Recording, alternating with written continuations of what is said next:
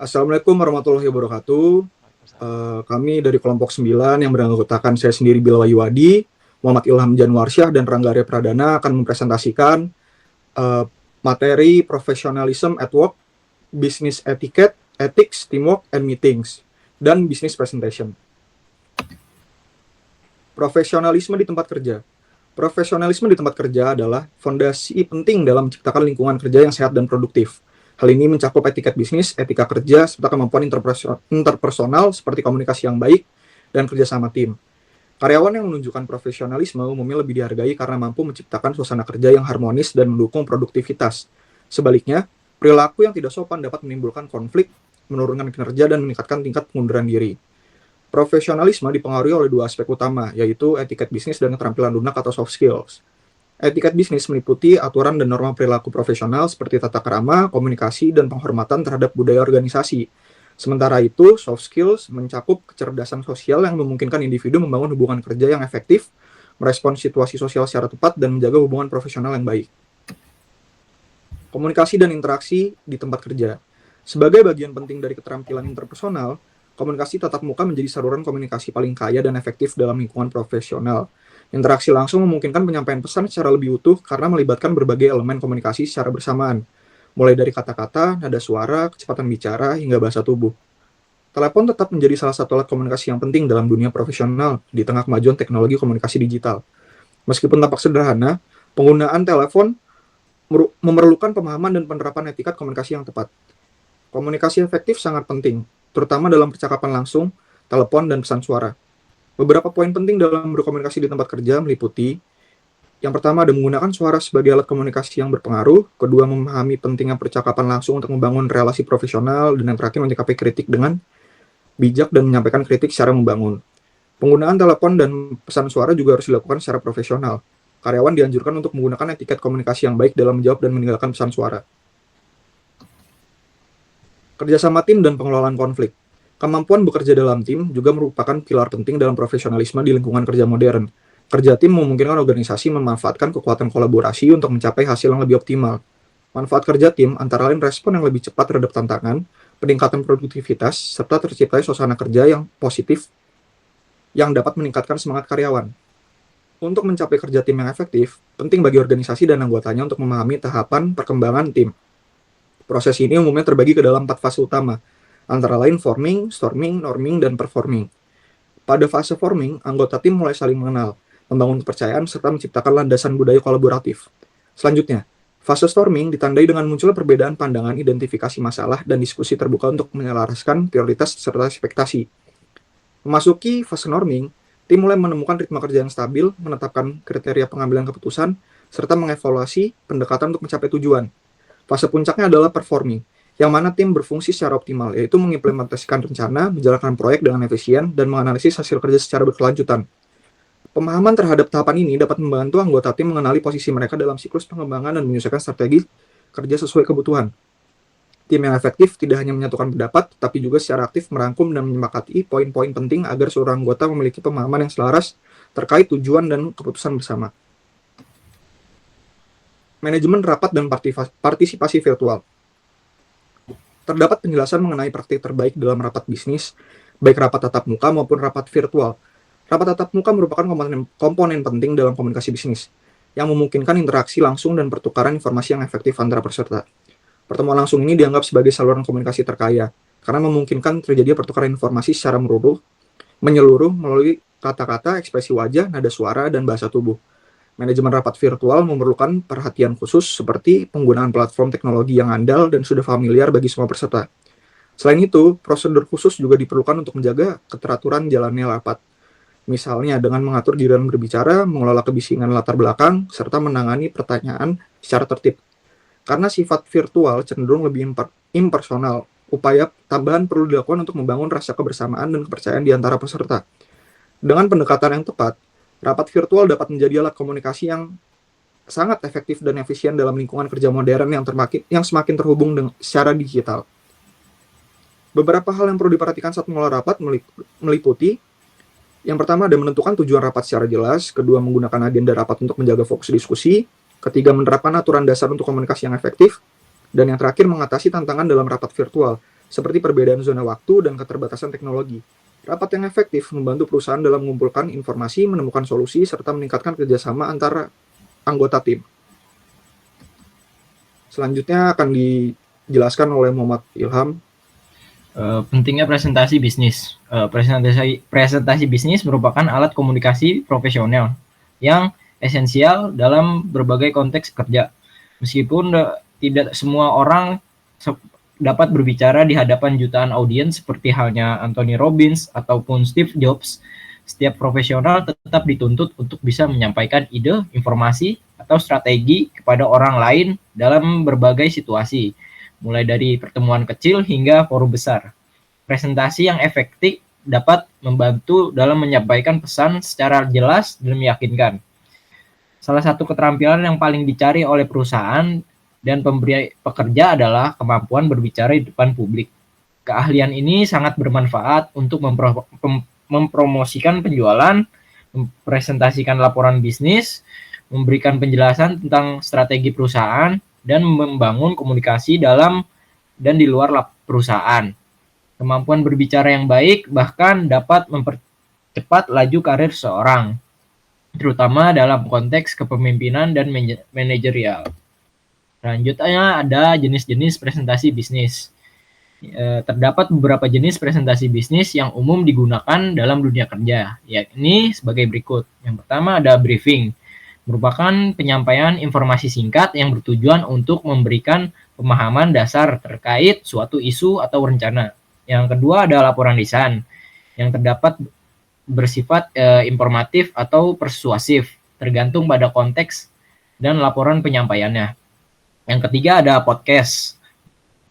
Podcast juga menjadi media populer untuk menyampaikan informasi secara fleksibel, terutama dalam peluncuran produk atau pelantikan jarak jauh. Yang keempat ada presentasi virtual. Teknologi juga memungkinkan hadirnya presentasi virtual melalui telepresence atau konferensi web yang memungkinkan kolaborasi lintas lokasi. Yang kelima ada webinar sebagai bentuk seminar daring. Kini menjadi metode utama dalam pelatihan, promosi, atau diskusi dengan pelanggan dan mitra bisnis. Selanjutnya ada persiapan sebelum presentasi dan analisis audiens. Seorang presenter harus mempersiapkan diri secara menyeluruh sebelum menyampaikan presentasinya. Hal pertama yang harus dilakukan adalah menentukan tujuan presentasi, apakah untuk mengkonfirmasi atau membujuk audiens. Presenter juga disarankan untuk mengantisipasi berbagai kemungkinan pertanyaan dari audiens dan menyiapkan respon yang relevan serta meyakinkan. Selanjutnya, sangat penting untuk memahami karakteristik audiens yang akan dihadapi. Audiens bersifat ramah, netral, tidak tertarik, atau bahkan agresif. Audiens yang ramah cenderung mendukung pembicara dan terbuka terhadap pesan yang disampaikan. Sementara audiens yang netral akan menganalisis informasi secara rasional dan membutuhkan bukti kuat. Audiens yang tidak tertarik memiliki tingkat perhatian rendah, sehingga pembicara harus berupaya lebih untuk menarik perhatian mereka. Sedangkan audiens agresif bersifat kritis dan kerap menguji kredibilitas serta sehingga dibutuhkan penguasaan materi dan kontrol emosi yang baik. Selanjutnya ada struktur presentasi yang baik. Struktur presentasi yang baik terdiri dari 3 utama: pendahuluan, isi, dan penutup. Setiap bagian harus dirancang untuk mendukung tujuan komunikasi secara keseluruhan. Yang pertama pada bagian pendahuluan, pembicaraan harus mampu menarik perhatian audiens melalui perkenalan yang menarik dan penyampaian tujuan presentasi. Selain itu, pembicara juga perlu membangun kredibilitas agar dipercaya oleh audiens. Yang kedua, setelah itu dalam bagian isi, presenter harus menyampaikan poin-poin utama secara jelas, padat, dan fokus. Idealnya isi presentasi mencakup 2 hingga 4 gagasan pokok yang diperkuat dengan data atau contoh. Yang terakhir, bagian penutup harus berisi kesimpulan yang kuat, menyegarkan kembali poin-poin penting dan meninggalkan kesan mendalam pada audiens. Misalnya dengan ajakan bertindak atau pemikiran reflektif. Dengan struktur yang tertata rapi, dapat membantu pembicara menyampaikan pesan dengan lebih mudah, serta membantu audiens untuk memahami dan mengingat informasi yang disampaikan. Selanjutnya akan dibacakan oleh Rangga. Teknik penyampaian presentasi. Penyampaian presentasi yang efektif merupakan kunci utama keberhasilan sebuah presentasi bisnis. Hal ini membutuhkan persiapan yang matang serta latihan berulang untuk menumbuhkan rasa percaya diri dan memastikan kelancaran selama penyampaian. Untuk menarik perhatian audiens, presenter dapat membuka dengan janji yang memikat seperti dalam 10 menit ke depan, Anda akan tahu bagaimana meningkatkan laba perusahaan 2 kali lipat. Selain itu, unsur drama seperti cerita inspiratif atau pengalaman pribadi dapat membangun ikatan emosional dengan audiens. Kontak mata dengan audiens sangat penting untuk menciptakan hubungan yang lebih personal dan menunjukkan bahwa presenter percaya diri serta terlibat penuh dalam komunikasi. Selain itu, antusiasme presenter terhadap topik yang dibahas dapat menjadi energi positif yang menular kepada audiens dan meningkatkan ketertarikan mereka. Pengendalian suara, pengucapan yang jelas, serta pemilihan kosakata yang sesuai dengan konteks dan audiens juga berperan besar dalam menciptakan penyampaian yang persuasif dan mudah dipahami. Kemampuan untuk mengelola sesi tanya jawab dengan percaya diri dan terbuka juga sangat penting. Karena menunjukkan penguasaan materi sekaligus memperkuat kredibilitas presenter di mata audiens. Penggunaan alat bantu visual. Penggunaan alat bantu visual merupakan elemen penting dalam memperjelas dan memperkuat pesan yang disampaikan. Slide multimedia seperti PowerPoint, Keynote, atau Prezi dapat menyampaikan data secara visual dan menarik. Selebaran juga dapat dibagikan sebagai ringkasan informatif yang lebih mudah dipahami. Flip chart dan papan tulis berguna dalam diskusi kelompok. Sementara video dan alat peraga dapat membantu menjelaskan konsep yang rumit secara konkret.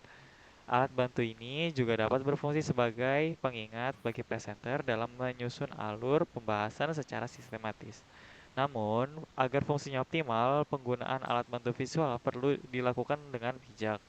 Kesalahan umum seperti menampilkan terlalu banyak teks dalam satu slide atau menggunakan efek transisi yang berlebihan justru dapat mengganggu perhatian audiens dan mengurangi efektivitas penyampaian.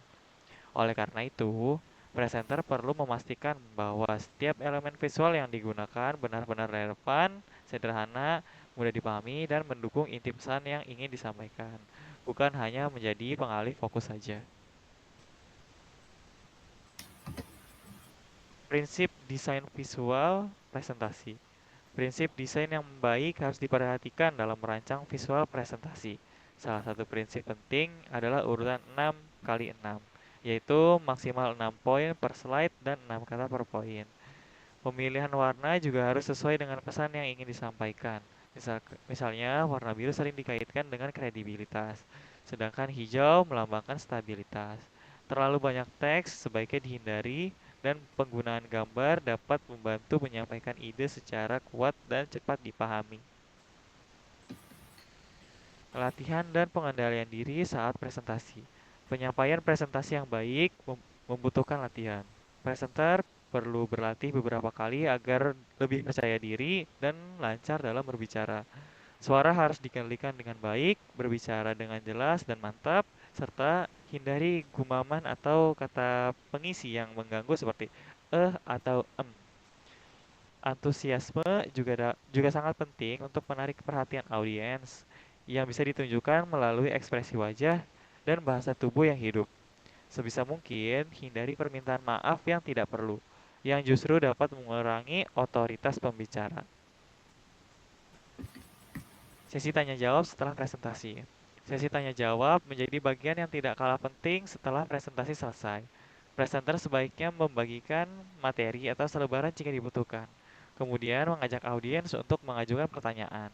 Setiap pertanyaan harus diulang sebelum dijawab agar seluruh audiens memahami konteksnya. Selain itu, jawaban yang diberikan juga sebaiknya digunakan untuk menegaskan kembali poin utama dari presentasi. Akhir dari sesi tanya jawab harus diakhiri dengan ucapan terima kasih dan kesimpulan singkat agar audiens merasa dihargai dan pesan utama kembali tertanam dalam ingatan mereka. Terima kasih, sekian presentasi dari kelompok kami. Kurang lebihnya mohon maaf. Wassalamualaikum warahmatullahi wabarakatuh.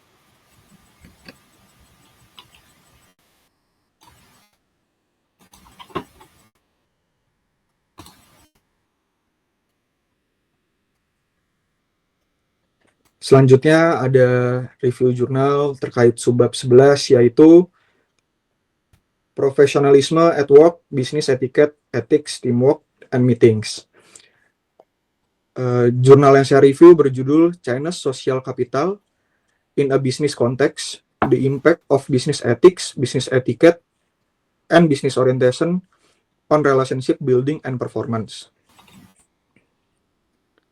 Penulisnya ada Kim Xian, Pham, Javlon B. Kadyrov, Ahmed Bardakci, Davor Fukovsky, dan James E. Richard.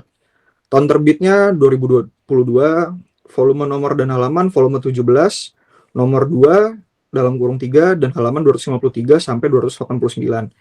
Nama jurnalnya European Journal of International Management. Ringkasan isi, tujuan penelitian. Penelitian ini bertujuan untuk meneliti secara kompleks dan multidimensional mengenai dinamika profesionalisme kerja dalam konteks dunia bisnis di Cina. Fokus utamanya adalah meneliti pengaruh etika bisnis dan etiket terhadap kinerja hubungan bisnis pada berbagai tahap siklus bisnis dalam konteks profesionalisme kerja. Tujuan utama tersebut didukung oleh sejumlah subtujuan yang saling berkaitan, seperti menganalisis peran gender dan orientasi bisnis dalam membentuk penerapan etika dan etiket dalam pembangunan hubungan bisnis, serta meneliti peran Guangxi sebagai bentuk khas profesionalisme kerja khas di Cina dalam memperkuat pengaruh etika dan etiket terhadap efektivitas hubungan bisnis. Penelitian ini menekankan pentingnya penyelarasan antara praktik, etika, dan etiket dengan ekspektasi budaya setempat, sehingga dapat memberikan wawasan praktis bagi para profesional bisnis yang beroperasi di Cina. Selain itu, penelitian ini berupaya mengisi kesenjangan dalam literatur akademik dengan mengeksplorasi interaksi antara etika, etiket, dan Guangxi dalam konteks profesionalisme kerja kontemporer. Melalui penelitian ini berusaha untuk mendapatkan pemahaman yang lebih mendalam mengenai kontribusi ketiga faktor tersebut terhadap keberhasilan hubungan bisnis di Cina. Selanjutnya ada subjek penelitian. Penelitian ini melibatkan sampel yang besar dan beragam, terdiri dari 583 pelaku bisnis yang tersebar di 8 kota besar di Cina, termasuk Beijing, Shanghai, Changchun, Wuhan, dan Xi'an. Komposisi subjek penelitian menunjukkan keseimbangan gender yang baik, dengan 46% responden laki-laki dan 55% perempuan, sehingga dapat memberikan perspektif analisis perbedaan gender yang seimbang. Berdasarkan peran dalam bisnis, sebanyak 59% responden mengidentifikasi diri sebagai penjual, sementara 41% sebagai pembeli. Dari sisi pengalaman bisnis, 43% responden memiliki pengalaman antara 11 hingga 20 tahun, 32% memiliki pengalaman 6 hingga 10 tahun, 17% memiliki pengalaman lebih dari 20 tahun, dan sisanya memiliki pengalaman kurang dari 5 tahun atau belum memiliki pengalaman sama sekali. Distribusi usia responden didominasi oleh kelompok usia 25 sampai 35 tahun dan 36 sampai 45 tahun. Hal ini menunjukkan keterwakilan generasi profesional aktif dalam dunia bisnis saat ini. Selanjutnya, metode penelitian. Penelitian ini menggunakan metode kuantitatif secara komprehensif dengan pendekatan survei sebagai metode utama dalam pengumpulan data. Instrumen survei dirancang menggunakan skala Likert 7 poin untuk mengukur berbagai konstruk utama penelitian, yakni etika bisnis, seperti keadilan hubungan dan stabilitas hubungan, etiket bisnis, seperti etiket hubungan sosial, etiket lisan, etiket komitmen, dan etiket sensitivitas budaya. Orientasi bisnis seperti berorientasi tujuan dan apatis, kinerja hubungan, serta Guangxi yang diukur melalui skala item tunggal. Untuk analisis data digunakan sejumlah teknik statistik canggih, termasuk konfirmatori, faktor analisis atau CFA, guna memvalidasi konstruk serta memastikan reliabilitas dan validitas instrumen. Penelitian ini menggunakan Harman Single Factor Test untuk mendeteksi potensi bias metode umum dalam proses pengumpulan data. Selanjutnya ada langkah penelitian. Penelitian ini diawali dengan studi pendahuluan yang melibatkan 54 akademisi pemasaran dan profesional bisnis dari berbagai wilayah geografis, termasuk Asia, Timur Tengah, Eropa, Amerika Utara, dan Oseania. Melalui proses ini, berhasil menghasilkan identifikasi 16 atribut etika dan 161 item etiket yang kemudian diurutkan berdasarkan tingkat kepentingannya melalui survei lanjutan. Pada tahap awal ini juga mencakup tinjauan literatur yang komprehensif untuk memastikan bahwa konstruk yang diidentifikasi selaras dengan teori dan temuan dalam penelitian sebelumnya. Setelah studi pendahuluan, tim peneliti merancang pengembangan survei utama untuk mengukur berbagai dimensi etika dan etiket bisnis dalam konteks bisnis di Cina. Survei ini mencakup pertanyaan terkait dengan dua dimensi utama etiket bisnis, yakni keadilan hubungan dan stabilitas hubungan, serta 4 dimensi etiket bisnis, yakni etiket hubungan sosial, etiket lisan, etiket komitmen, dan etiket sensitivitas budaya. Dalam proses pengembangan survei ini, dilakukan adaptasi dan validasi skala dari penelitian sebelumnya untuk memastikan kesesuaiannya dengan konteks budaya lokal Cina. Hasil penelitian mengungkapkan bahwa etika dan etiket bisnis memiliki peran penting dalam meningkatkan kinerja hubungan pada seluruh siklus bisnis. Berdasarkan analisis terhadap 583 profesional bisnis dari berbagai pusat bisnis utama di Cina, ditemukan bahwa dimensi etika bisnis, terutama keadilan hubungan dan stabilitas hubungan, memiliki pengaruh yang signifikan pada berbagai tahap pada siklus hidup hubungan bisnis. Temuan ini memperkuat pemahaman mengenai peran dimensi etika bisnis dalam membangun serta mempertahankan hubungan bisnis yang berkelanjutan. Di sisi lain, etikat bisnis, terutama dalam bentuk etikat hubungan sosial dan etikat komitmen, berperan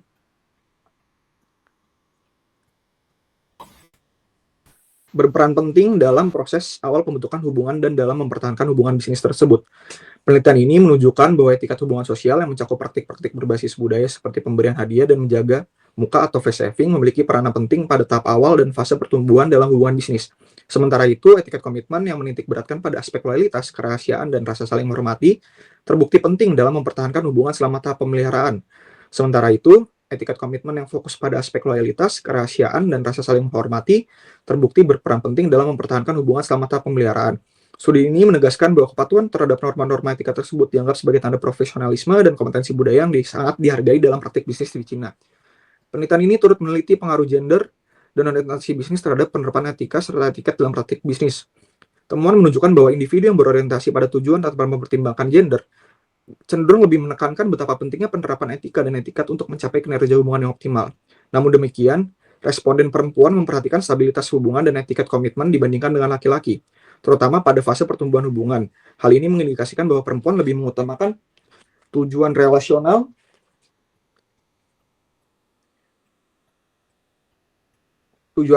jangka panjang dan nilai loyalitas dalam konteks profesionalisme kerja, sesuai dengan prinsip etika kebajikan. Selain itu, manajer yang apatis cenderung mengabaikan praktik tradisional seperti guangxi, menunjukkan hubungan yang lebih lemah terhadap kinerja hubungan, menandakan pentingnya keterlibatan aktif dalam norma budaya lokal untuk mencapai keberhasilan hubungan bisnis. Selanjutnya ada kekuatan penelitian. Penelitian ini menunjukkan kekuatan metodologis dan konseptual yang signifikan dalam menganalisis profesionalisme kerja dalam konteks bisnis. Salah satu keunggulan utamanya terdapat pada penggunaan sampel yang besar dan representatif, yakni melibatkan 583 pelaku bisnis dari 8 kota besar di Cina. Hal ini dapat memberikan tingkat validitas statistik yang tinggi serta memungkinkan generalisasi temuan yang lebih luas. Dari segi metodologi, penelitian ini menggunakan pendekatan kuantitatif yang komprehensif dengan menggunakan teknik analisis tingkat lanjut seperti confirmatory factor analysis atau CFA.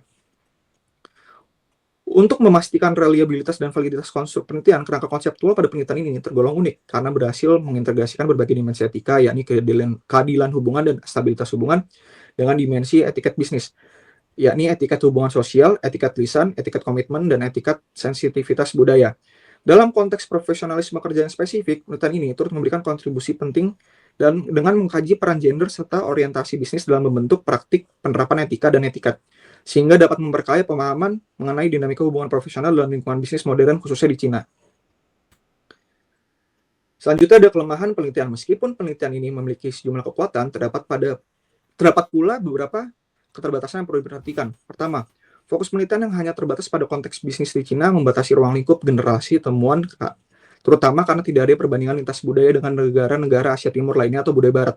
Selain itu, penelitian ini tidak melakukan diferensiasi antara berbagai industri atau sektor bisnis tertentu yang dapat memengaruhi pentingnya guangxi dan praktik etika bisnis.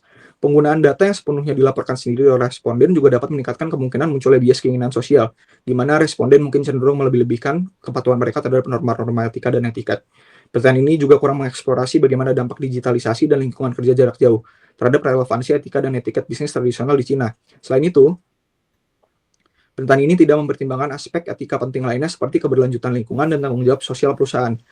Kesimpulan, penelitian ini memberikan kontribusi penting dalam memperluas pemahaman tentang peran etika dan etiket bisnis dalam membangun serta mempertahankan hubungan bisnis yang sukses.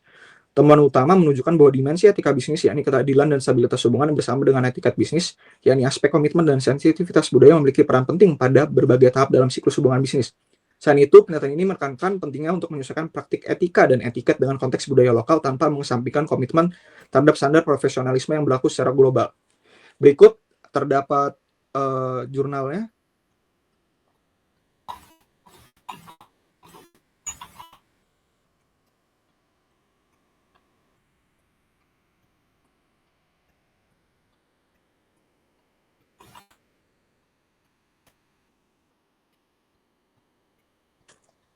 Selanjutnya terdapat jurnal terkait subbab 12 yakni Business Presentation yang berjudul Importance of Presentation Skills in Contemporary Business. Penulisnya ada Milovan Vukovic, Snezana Urošević, dan Darko Radosavljević. Tahun terbit 2022, volume nomor dan halaman, volume 13, nomor 1 dan halaman 87-93. Nama jurnal, Journal of Economics, Management and Informatics. Ringkasan isi. Tujuan penelitian. Penelitian yang dilakukan oleh Vukovic, Urošević, dan Radosavljević ini bertujuan untuk meneliti secara menyeluruh mengenai pentingnya keterampilan presentasi dalam konteks bisnis kontemporer dalam era modern. Keterampilan presentasi bukan lagi sekadar kemampuan tambahan, tetapi merupakan sebuah kebutuhan penting di berbagai bidang, terutama dalam manajemen dan komunikasi profesional. Oleh karena itu, penelitian ini disusun untuk mengeksplorasi elemen-elemen penting yang menentukan efektivitas dari sebuah presentasi, meliputi struktur isi, ekspresi verbal, dan bahasa tubuh. Secara khusus, tujuan utama artikel ini adalah untuk memberikan pemahaman mendalam mengenai faktor-faktor yang mempengaruhi kualitas penyampaian presentasi di bidang bisnis. Peneliti juga bermaksud menunjukkan bahwa keterampilan ini dapat dipelajari dan ditingkatkan melalui proses latihan yang konsisten. Selain itu, artikel ini juga menyediakan panduan praktis yang dapat dimanfaatkan oleh profesional bisnis, peneliti, dan pendidik untuk menyampaikan ide dan informasi secara lebih meyakinkan di hadapan audiens. Penelitian ini didasarkan pada asumsi bahwa kemampuan menyampaikan informasi secara efektif melalui presentasi memiliki peran penting dalam menentukan keberhasilan profesional seseorang. Berdasarkan hal tersebut, peneliti merancang sebuah kerangka kerja yang mencakup langkah-langkah untuk mempersiapkan presentasi, klasifikasi jenis presentasi sesuai dengan tujuannya, serta memaksimalkan penggunaan media bantu visual. Dengan demikian, artikel ini tidak hanya berfungsi sebagai referensi teoritis, tetapi juga sebagai panduan praktis bagi siapapun yang ingin meningkatkan keterampilan presentasi dalam dunia bisnis kontemporer. Selanjutnya ada subjek penelitian. Penelitian ini tidak melibatkan subjek dalam bentuk partisipan yang diamati atau diwawancarai, namun subjek yang menjadi fokus utama penelitian ini adalah keterampilan presentasi dalam konteks bisnis kontemporer, khususnya dari perspektif para profesional yang berperan sebagai komunikator di lingkungan organisasi, pendidikan, maupun kegiatan ilmiah. Peneliti menekankan bahwa keterampilan ini sangat penting bagi berbagai kalangan profesional, terutama manajer, peneliti, akademisi, dan karyawan yang bertugas untuk menyampaikan informasi kepada pihak lain, baik di dalam organisasi maupun kepada masyarakat secara luas. Artikel ini secara khusus menunjukkan betapa pentingnya keterampilan presentasi sebagai indikator penting dalam membangun kredibilitas, otoritas, dan profesionalisme di hadapan audiens. Fokus utama ditujukan pada para pelaku bisnis yang kerap terlibat dalam komunikasi publik, baik dalam bentuk rapat, seminar, presentasi produk, pelatihan internal, maupun konferensi ilmiah. Dengan demikian, subjek yang dikaji bukanlah individu secara personal, melainkan keterampilan presentasi yang berkaitan dengan peran profesional mereka. Selanjutnya ada metode penelitian. Metode yang digunakan pada penelitian ini bersifat kualitatif, deskriptif, dan berbasis analisis literatur. Peneliti tidak melakukan eksperimen atau survei lapangan, melainkan menelaah berbagai referensi akademik seperti artikel ilmiah, buku teori, dan referensi relevan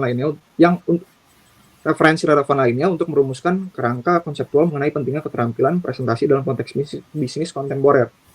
Melalui pendekatan ini, artikel bertujuan untuk menyatukan berbagai pemikiran dan praktik terbaik atau best practice dari para ahli di bidang komunikasi, manajemen, dan pengembangan profesional.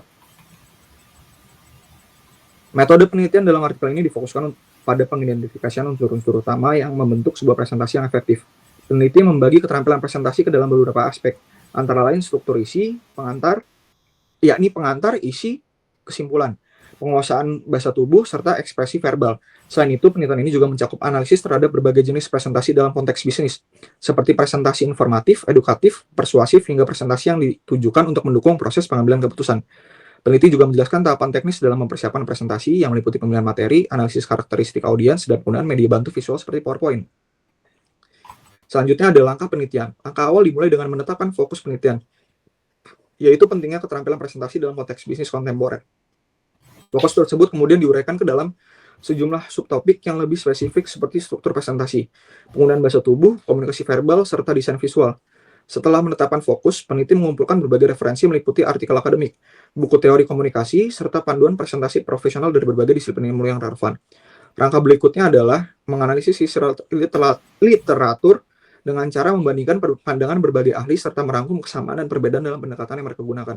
Peneliti tidak hanya mengutip, melainkan juga memberikan kritik terhadap sejumlah praktik umum dalam presentasi bisnis, sekaligus menawarkan alternatif solusi yang lebih efektif. Sebagai contoh, peneliti menyoroti kesalahan yang sering terjadi, seperti penggunaan teks yang berlebihan pada slide atau kurangnya pemahaman terhadap karakteristik audiens. Berdasarkan analisis tersebut, peneliti menyusun struktur narasi yang sistematis agar mudah dipahami oleh pembaca dari latar belakang manajerial maupun akademis. Langkah selanjutnya adalah penyusunan klasifikasi yang membagi jenis-jenis presentasi bisnis ke dalam 5 kategori, yaitu informatif, edukatif, simulatif, persuasif, dan pengambilan keputusan. Peneliti memberikan penjelasan mengenai tujuan spesifik dan strategi penyampaian yang sesuai untuk setiap jenis presentasi. Selanjutnya, peneliti menguraikan langkah-langkah praktis dalam mempersiapkan presentasi, mulai dari perumusan tujuan, pengumpulan materi, analisis audiens, perancangan media bantu visual, hingga latihan penyampaian secara menyeluruh. Selanjutnya ada hasil penelitian. Artikel ini menyimpulkan bahwa keterampilan presentasi memegang peran penting dalam keberhasilan komunikasi bisnis. Peneliti menegaskan bahwa keterampilan ini bukan merupakan bakat alami, melainkan kemampuan yang dapat dipelajari, dilatih, dan dikembangkan melalui latihan yang konsisten. Salah satu temuan utama dalam artikel ini adalah pentingnya penggunaan struktur presentasi yang terdiri dari 3 bagian utama, yakni pembukaan, isi, dan penutup. Struktur ini tidak hanya membantu audiens dalam memahami alur informasi secara logis, tapi juga memudahkan pembicara dalam menyampaikan pesan secara lebih terstruktur dan efektif. Selain struktur, artikel ini juga mengidentifikasi 2 elemen penting lainnya dalam presentasi, yaitu bahasa tubuh dan ekspresi verbal. Bahasa tubuh yang meyakinkan mampu menciptakan kesan profesional dan kredibel, sedangkan ekspresi verbal yang jelas dan lugas membantu menyampaikan pesan secara lebih efektif. Artikel ini juga menekankan bahwa keberhasilan sebuah presentasi tidak hanya bergantung pada kualitas kontennya, tetapi juga pada cara penyampaian serta kemampuan berinteraksi dengan audiens. Peneliti berhasil mengklasifikasikan berbagai jenis presentasi bisnis, seperti presentasi informatif, edukatif, stimulatif, persuasif, dan presentasi yang bertujuan untuk pengambilan keputusan. Masing-masing jenis ini memiliki tujuan komunikasi yang berbeda serta membutuhkan pendekatan penyampaian yang disesuaikan dengan konteksnya. Selain itu, peneliti juga menguraikan langkah-langkah teknis yang digunakan untuk mempersiapkan presentasi, mulai dari penetapan tujuan, penyusunan materi, analisis audiens, hingga melakukan latihan secara menyeluruh sebelum hari penyampaian. Temuan lain dalam artikel ini berkaitan dengan penggunaan media bantu visual, khususnya PowerPoint. Peneliti memberikan panduan mengenai penggunaan media bantu visual yang efektif, seperti menghindari teks yang berlebihan, memilih desain yang sederhana, serta menjaga konsistensi warna agar pesan tetap jelas dan tidak membingungkan audiens. Secara keseluruhan, hasil penelitian menunjukkan bahwa keterampilan presentasi yang baik merupakan perpaduan antara teknik yang tepat, persiapan yang matang, dan kepekaan terhadap kebutuhan serta respon audiens. Selanjutnya ada kekuatan penelitian. Salah satu kekuatan utama artikel ini terletak pada analisisnya yang lengkap dan mendalam terhadap keterampilan presentasi dalam konteks bisnis. Peneliti tidak hanya mengulas aspek teknis seperti struktur slide dan gaya komunikasi, tetapi juga membahas elemen strategis, seperti klasifikasi tujuan presentasi serta pentingnya memahami karakteristik audiens. Hal ini membuat artikel menjadi relevan bagi berbagai kalangan profesional, mulai dari akademisi, manajer, hingga praktisi di bidang komunikasi. Kekuatan lain dari artikel ini terletak pada gaya penulisannya yang sistematis dan aplikatif.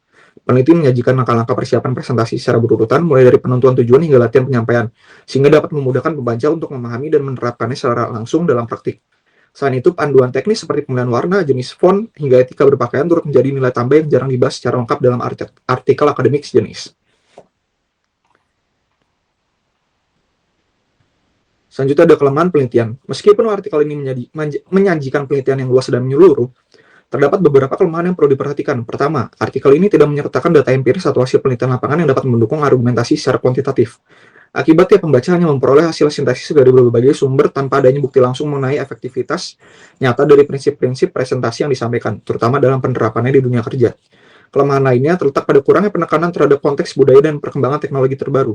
Di era global yang semakin digital, presentasi tidak lagi terbatas pada pertemuan tatap muka, tetapi juga dapat dilakukan melalui platform daring seperti Zoom dan Google Meet. Namun perubahan tersebut belum sepenuhnya dibahas dalam artikel ini, padahal keterampilan presentasi digital saat ini telah menjadi kebutuhan utama di berbagai lingkungan profesional. Kesimpulan dari artikel ini, yakni artikel Importance of Presentation Skill in Contemporary Business, memberikan kontribusi penting dalam memperluas pemahaman terhadap peran strategis keterampilan presentasi dalam dunia profesional. Peneliti menegaskan bahwa kemampuan menyampaikan ide secara efektif merupakan aset utama dalam komunikasi bisnis, yang dapat ditingkatkan secara konsisten melalui latihan dan persiapan yang matang. Artikel ini menguraikan berbagai elemen penting, mulai dari struktur, isi, struktur isi, gaya komunikasi verbal dan non-verbal, hingga penggunaan media bantu visual sehingga dapat menjadi panduan praktis bagi siapapun yang ingin meningkatkan keterampilan presentasi. Artikel ini membantu pembaca dalam merancang presentasi yang sesuai dengan tujuan komunikasi dan kebutuhan audiens dengan menyajikan klasifikasi jenis presentasi serta langkah-langkah praktis yang disarankan. Meskipun bersifat teoritis, artikel ini tetap relevan untuk diterapkan dalam situasi nyata, khususnya pada bidang manajemen, pendidikan, dan pemasaran. Secara keseluruhan, pesan yang disampaikan dalam artikel ini jelas dan kuat, yakni keterampilan presentasi bisnis bukan sekedar pelengkap, melainkan merupakan kebutuhan utama dalam membangun kredibilitas serta meraih keberhasilan profesional. Melalui pemahaman yang mendalam terhadap isi artikel, pembaca diharapkan dapat menjadi lebih percaya diri dalam merancang dan menyampaikan presentasi yang tidak hanya informatif, tetapi juga meyakinkan serta memberikan dampak positif. Berikut terdapat jurnalnya.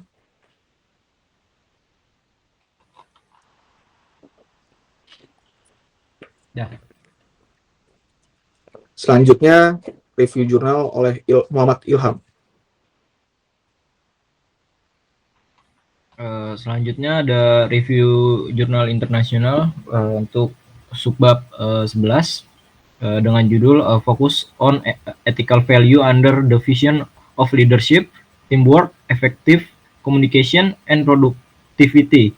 Penulisnya ada Victor Mercader, Estela Galvan Vela, Rafael Ravina Ripoll, dan Christina Raluca GH Popescu.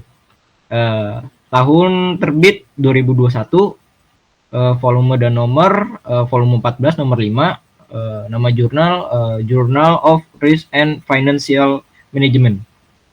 Pertama ada tujuan penelitian. Penelitian ini bertujuan untuk mengeksplorasi peran nilai etika dalam kepemimpinan kerja, tim, komunikasi efektif, dan produktivitas. Tujuan utamanya adalah memahami bagaimana nilai etika mempengaruhi kinerja organisasional dan mengidentifikasi celah penelitian yang belum banyak dipelajari sebelumnya, yaitu hubungan antar etika dengan 4 dimensi tersebut secara bersamaan. Penelitian ini bertujuan untuk memberikan wawasan praktis bagi bisnis dan masyarakat dalam menghadapi tantangan kontemporer seperti pandemi COVID-19. Metode penelitian ini menggunakan pendekatan mixed method yang menggabungkan data kualitatif dan kuantitatif. Berikut adalah rincian metodologinya.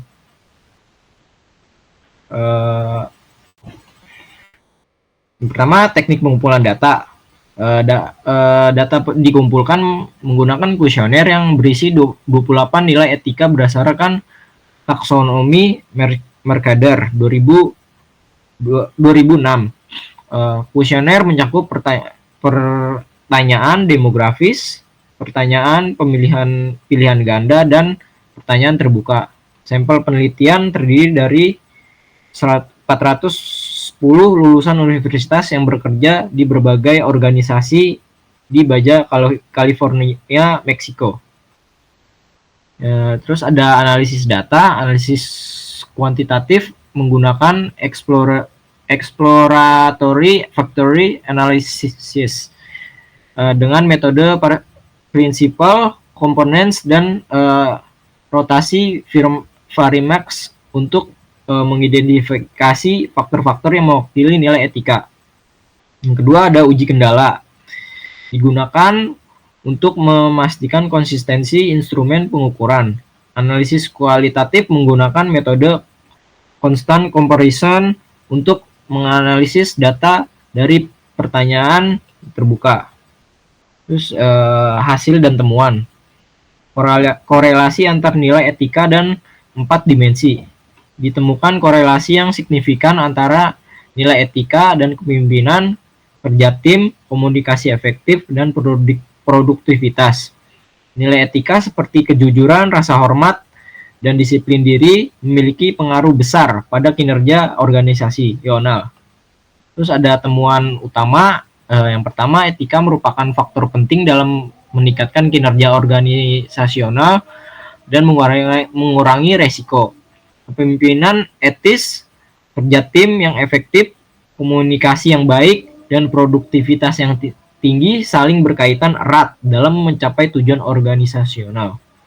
Kedua ada sampel penelitian menunjukkan bahwa generasi muda, generasi Y dan millennials merupakan bagian terbesar dari responden yang berpotensi menjadi pemimpin di masa depan.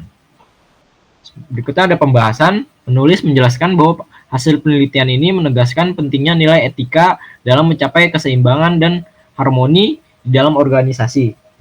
Dibandingkan dengan penelitian sebelumnya, penelitian ini memberikan perspektif baru dengan mengintegrasikan 4 dimensi utama, yaitu kepemimpinan, kerja tim, komunikasi, dan produktivitas dalam satu kerangka kerja etika. Berikutnya ada implikasi dari hasil penelitian ini adalah organisasi perlu mendorong penerapan nilai etika dalam praktik sehari-hari untuk meningkatkan kinerja dan menghadapi tantangan global seperti pandemi COVID-19. Pendidikan etika harus menjadi prioritas, terutama bagi generasi muda yang akan memimpin di masa depan. Penelitian ini juga menyarankan agar nilai etika diintegrasikan dalam kebijakan bisnis dan praktik manajemen untuk mencapai keberlanjutan dan kesuksesan jangka panjang. Berikutnya ada kelebihan. Data yang akurat. Yang pertama, data yang akurat dan komprehensif. Penelitian ini menggunakan sampel yang cukup besar, yaitu 410 responden, dan metode analisis menggunakan Ribos, EVA, dan uji kendala. Yang kedua ada relevansi tinggi. Topik penelitian sangat relevan dengan isu-isu bisnis kontemporer, terutama dalam konteks pandemi. Metode jelas. Penjelasan tentang metodologi penelitian cukup detail, sehingga memudahkan pembaca untuk memahami penelitian. Yang keempat ada integrasi teori dan praktik. Penelitian ini berhasil mengintegrasikan teori etika dengan praktik bisnis, memberikan wawasan yang berguna bagi akademisi dan praktisi. Terus terakhir ada kekurangan. Sampling terbatas. Penelitian ini menggunakan metode sampling non-probabilistik yang membatasi generalisasi hasil untuk populasi yang lebih luas. Yang kedua, kekurangan analisis kausal. Penelitian ini lebih fokus pada korelasi daripada hubungan sebab akibat, sehingga tidak dapat menjelaskan bagaimana nilai etika secara langsung mempengaruhi kinerja organisasional. Yang ketiga ada keterbatasan geografis. Penelitian ini hanya dilakukan di Baja California, Meksiko, sehingga hasil penelitiannya mungkin tidak dapat diterapkan di konteks geografis atau budaya yang berbeda. Kesimpulannya, secara keseluruhan artikel ini merupakan kontribusi yang berharga dalam bidang manajemen bisnis, terutama dalam memahami peran etika di era modern. Dengan menggunakan metode yang robust dan data yang komprehensif, penelitian ini memberikan wawasan penting bagi organisasi untuk meningkatkan kinerja dan menghadapi tantangan global. Meskipun ada keterbatasan dalam metode sampling dan analisis, artikel ini tetap relevan dan bermanfaat untuk mempelajari lebih lanjut. Berikut ini adalah jurnalnya.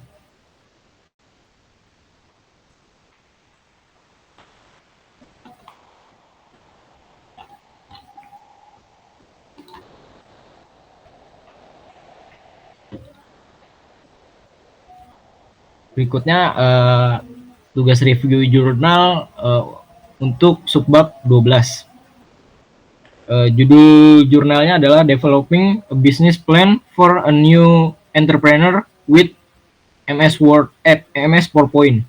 Penulisnya adalah Titirsa Sakar dan Tanisa Roy. Tahun terbit 2020.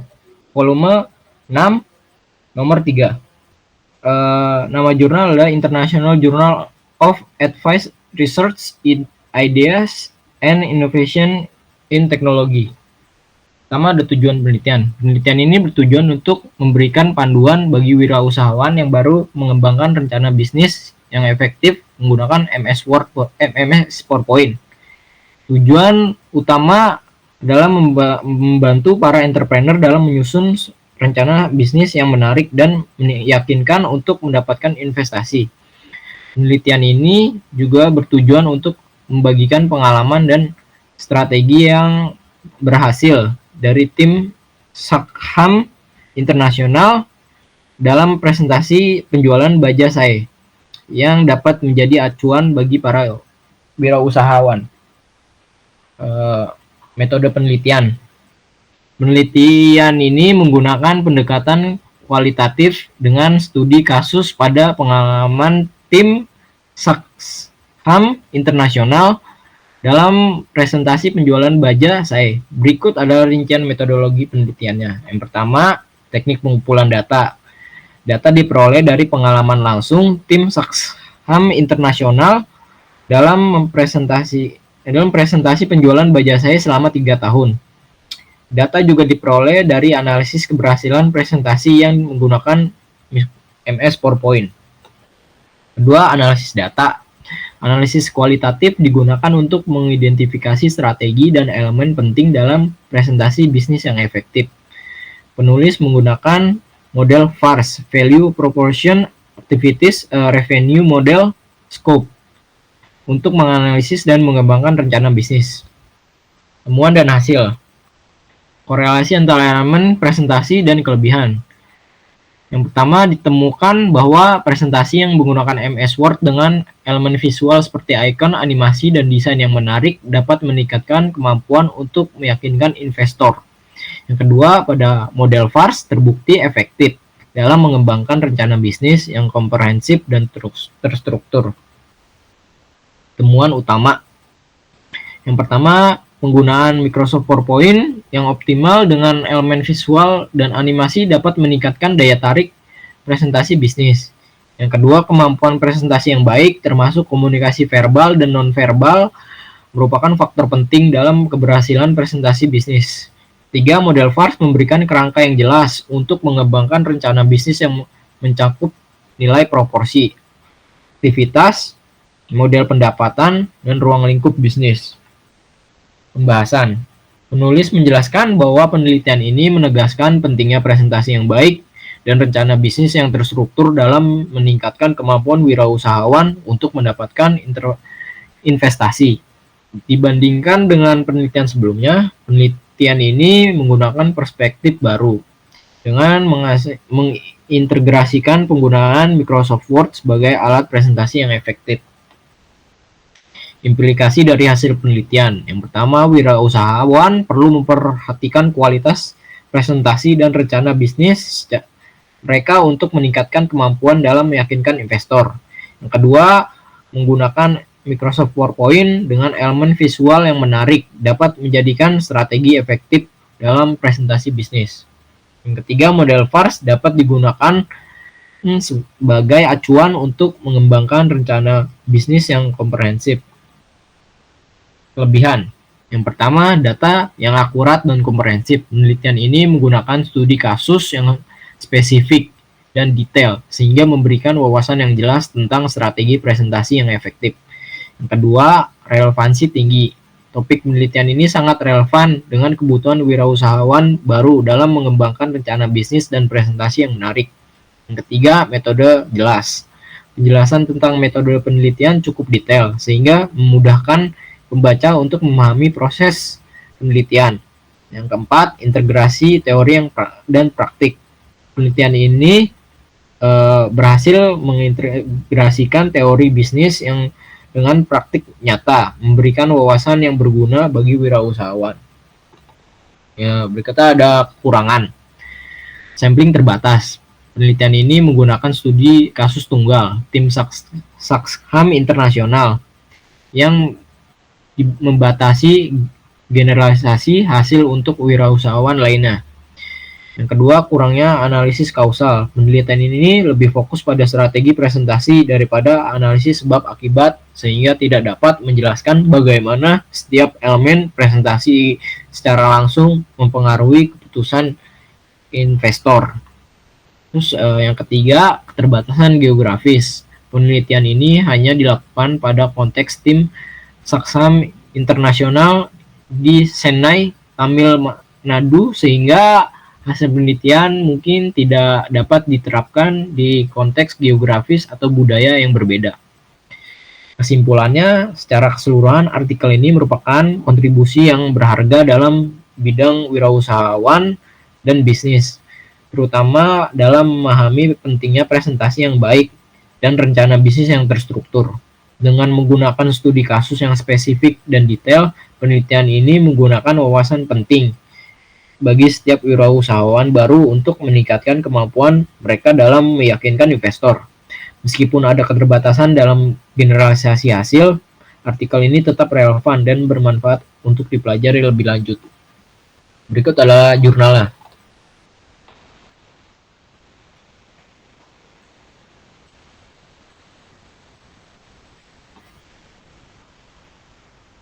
Baik, saya ingin menjelaskan jurnal yang saya sudah jabarkan, yaitu dengan judul jurnal An Exploration of Professionalism in Everyday Practice yang ditulis oleh David A. Loxterkamp, tahun terbitan 2023, volume halaman volume 36 dan halaman 515 sampai 519. Nama jurnalnya JAM Board PubMed. Tujuan penelitian ini adalah untuk memahami dan menjelaskan arti profesionalisme dalam kegiatan medis sehari-hari. Profesionalisme tidak hanya ditentukan oleh gelar, upacara resmi, atau sertifikat, tapi terlihat dari bagaimana seseorang dokter berhubungan dengan pasien, bekerja sama dengan rekan sejawat, dan terlibat dalam komunikasinya. Profesionalisme digambarkan sebagai bentuk kepedulian kerjasama dan tanggung jawab yang dilakukan bersama dengan niat yang tulus. Yaitu yang kedua ada subjek penelitian. Subjek penelitian ini berfokus pada komunitas klinis. Tempat penulis menjalankan praktik yaitu pada pasien-pasien yang menerima pengobatan untuk ketergantungan opioid. Selain itu, subjek juga mencakup tim medis yang terlibat dalam proses perawatan seperti dokter, terapis, apoteker klinis, dan manajer perawatan, serta aparat kepolisian setempat dan komunitas yang lebih luas yang menjadi bagian dari lingkungan praktik tersebut. Ketiga ada metode penelitian. Metode penelitian digunakan dalam artikel ini bersifat reflektif dan deskriptif, dengan pendekatan naratif yang didasarkan pada pengalaman pribadi penulis selama bertahun-tahun sebagai dokter keluarga. Penulis memadukan pengamatan langsung dalam praktik klinis dengan berbagai cerita pasien, pengalaman sehari-hari, serta kutipan dari karya sastra dan tokoh sejarah guna memberikan pemahaman yang lebih mendalam dan menyentuh sisi kemanusiaan tentang makna profesionalisme dalam dunia kedokteran. Keempat, ada langkah penelitian. Penelitian ini mencerminkan keterlibatan langsung penulis dalam merespon krisis opioid yang terjadi di komunitas tempat peneliti berpraktik. Bersama rekan-rekannya, penulis memulai upaya penanganan dengan memberikan terapi Suboxone kepada pasien yang membutuhkan. Kemudian membentuk kelompok pemulihan yang difasilitasi oleh terapis dan tenaga klinis. Seiring berkembangnya kebutuhan, tim perawat diperluas dengan melibatkan berbagai tenaga kesehatan dari disiplin ilmu yang berbeda. Mereka juga mengadakan pertemuan rutin untuk menyusun pedoman pengobatan yang dapat diterapkan secara konsisten. Kelima, ada hasil penelitian. Hasil penelitian ini menunjukkan bahwa profesionalisme yang sebenarnya muncul ketika dokter dan tim perawatan mampu melampaui batas-batas formal dalam praktik klinis dan membangun hubungan yang lebih mendalam dengan pasien serta komunitas tempat mereka berpraktik. Program pengobatan yang awalnya bersifat medis berkembang menjadi sebuah komunitas pemulihan yang didasarkan pada kolaborasi antar profesi dan nilai-nilai kemanusiaan. Kisah Tris menjadi gambar nyata akan pentingnya kehadiran empati dan kepedulian dalam menjalankan peran sebagai seorang dokter. Keenam, ada kekuatan penelitian. Kekuatan utama dari penelitian ini terletak pada narasi yang mampu menggambarkan secara kompleksitas praktik medis sehari-hari. Penelitian ini menjelaskan profesionalisme bukan hanya sekedar sebagai konsep teoritis, melainkan sebagai pengalaman nyata yang bersifat emosional dan dapat dirasakan langsung oleh semua pihak yang terlibat dalam layanan kesehatan. Ketujuh, ada kelemahan penelitian. Kelemahan penelitian ini adalah karena isi tulisannya berdasarkan opini pribadi dan tidak mengikuti cara penelitian yang struktur seperti pada umumnya. Artikel ini memakai cara bercerita tanpa menggunakan data angka, atau analisis statistik. Sehingga beberapa pembaca yang suka dengan bukti ilmiah mungkin kurang percaya. Selain itu, hasil tulisan ini sulit untuk diterapkan secara luas karena hanya berdasarkan pengalaman penulis di satu komunitas saja. Kesimpulannya dari artikel ini adalah bahwa profesionalisme dalam dunia kedokteran bukan hanya tentang aturan atau standar etika saja, tapi juga tentang tindakan nyata yang dilakukan dokter setiap hari. Profesionalisme berkembang melalui hubungan, kehadiran, kerjasama, dan kepedulian terhadap orang lain. Profesionalisme muncul dari hati dan dorongan untuk melakukan lebih dari sekedar tugas biasa demi kebaikan pasien. Jadi, profesionalisme itu bersifat lokal, personal, dan dilakukan bersama-sama seperti yang ditunjukkan lewat pengalaman penulis bersama pasien dan tim perawatannya. Berikut ada jurnal yang saya sematkan. Oke.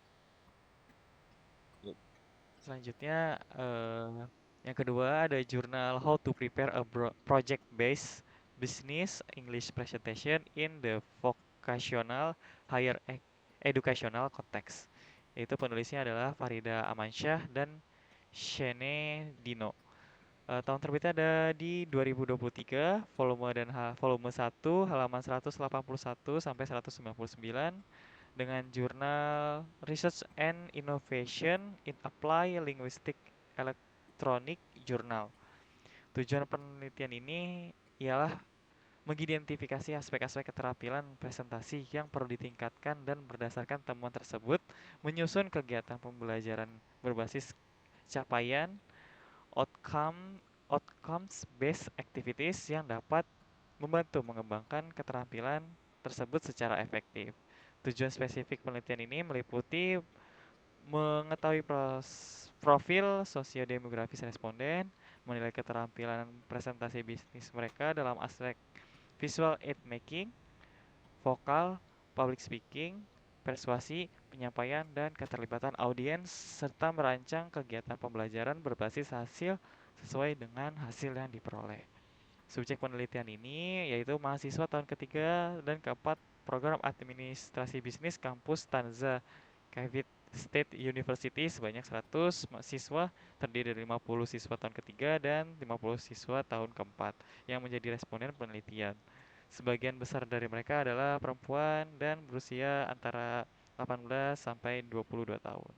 Metode penelitian ini yang digunakan adalah untuk memberikan gambaran tentang tingkat keterampilan presentasi bisnis mahasiswa. Jumlah total peserta adalah 100 dan metode sampel kuota digunakan. Metode penelitian ini terdiri dari kuesioner yang dibagikan melalui Google Form. Data yang dikumpulkan kemudian dianalisis dengan menggunakan statistik deskriptif seperti frekuensi, presentase, dan nilai rata-rata. Selain itu, interpretasi dilakukan dengan menggunakan skala Likert 5 poin.